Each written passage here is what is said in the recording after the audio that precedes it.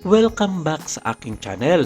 Gaano nga ba katotoo ang mga bulabalita sa ngayon sa mundo ng social media na isinugod sa ospital ang batikang komedyante na si Jimmy Santos? Marami ang nagtaka sa ngayon kung kamusta na nga ba ang lagay ng kalusugan ni Jimmy ito'y matapos mapansin ng kanyang mga fans at masugid na tagaanga sa ngayon sa kanyang YouTube channel na Jimmy Saints kung saan wala na naging uploads ang naturang komedyante. Gayon, lagi naman raw itong gumagawa ng kanyang sariling content sa kanyang nasabing YouTube channel at maging ang kanyang mga social media accounts tulad na lamang ng Facebook at TikTok ay wala na nakikita o narinig pa sa batikang komedyante na si Jimmy Santos. Ano nga ba ang nangyari sa kanya? At kung mababasa nga sa ilan sa kanyang mga social media, marami ang nagsasabi na nagkaroon nga ng matinding sakit ang komedyante kaya nahinto ang kanyang pagiging aktibo at paggawa ng mga content sa mundo ng social media.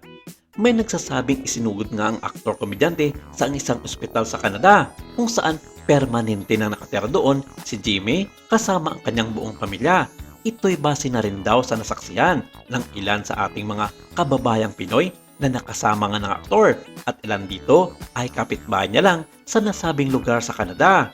Pinatunayan mismo ito ng ilan sa mga kababayan natin doon at sabi nila wala na silang balita sa komedyante buhat ng mapabalita na isinugod nga ito sa ospital may isang buwan na ang nakakalipas. May nagsasabi rin na naispatan nila ang aktor na namamasyal sa isang kilalang pasyalan sa Canada na gumagamit na ito ng isang tungkod sa kanyang paglalakad kasama ang kanyang pamilya. Pero kung titingnan at usisain ang ilan sa mga social media ng kanyang mga anak, partikular na dito si Jerome Santos, sinabi nito na asyos pa rin daw ang kanyang amang si Jimmy na malakas pa ito kisa sa inaasahan at abala lamang ito sa kanyang trabaho sa isang hospital sa Canada. Ito na marahil ang naging sospecha ng iba na porket nakita si Jimmy Santos sa isang ospital ay sinugod na ito doon. Lingid ito sa kalaman ng iba na nagtatrabaho pala ito bilang isang staff. Samantala, ikinatuwa at nagulat ng mga manunood ng Itbulaga ang sorpresang pagbisita ni former Itbulaga host na si Jimmy Santos para sa kanilang episode nito lamang February 21, 2024. Isa si Jimmy sa espesyal na bisita ng noontime show para sa selebrasyon na ika-77th birthday ni Joey De Leon. Sa segment ng Itbulaga na Gimme 5, nangyari ang special appearance ni Jimmy nang ipakilala siya ni Wally Bayola bilang Daddy Ethan na di umano'y driver niya mula sa skit nila ni Atasha Mulak. Baka sa muka ng ilang legit na barkada sa pagkagulat dahil wala silang idea na darating si Jimmy sa studio ng Itbulaga. Dahil dito ay naging emotional ang mga Itbulaga host na sina Paulo Ballesteros, Alan Kay, Wally at Vic Soto. Happy birthday! Alam mo naman na hindi kita makakalimutan. Bunga ni Jimmy kay Joey sabay abot sa dala nitong isang cake.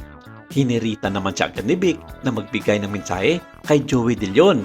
Mensahe ni Jimmy para sa tinaguriang Henyo Master, I like to greet you happy birthday. Whatever happens in this country, I still love you all 3 times a day. Bukod kay Joey, may mensahe rin si Jimmy sa viewers ng Itbulaga kung saan nabanggit niya pa ang pangalan ng dating noontime show ng TVJ sa GMA7. Sa ad ni Jimmy, especially those people studio audience surrounding vicinity, I miss you all. Thank you very much. Still here, Itbulaga is still here to stay. Natatawa naman siyang itinamak ni Big. Mali, Itbulaga, wala ka talagang kupas, sabi sa kanya ni Bossing Big. December 2021, nang huling mapanood si Jamie sa Itbulaga, matapos niyang mapasama sa Christmas episode ng sikat na segment na Bawal Judgmental ng longest running noontime show. Maraming salamat. Ito lang muna ang ating update for today.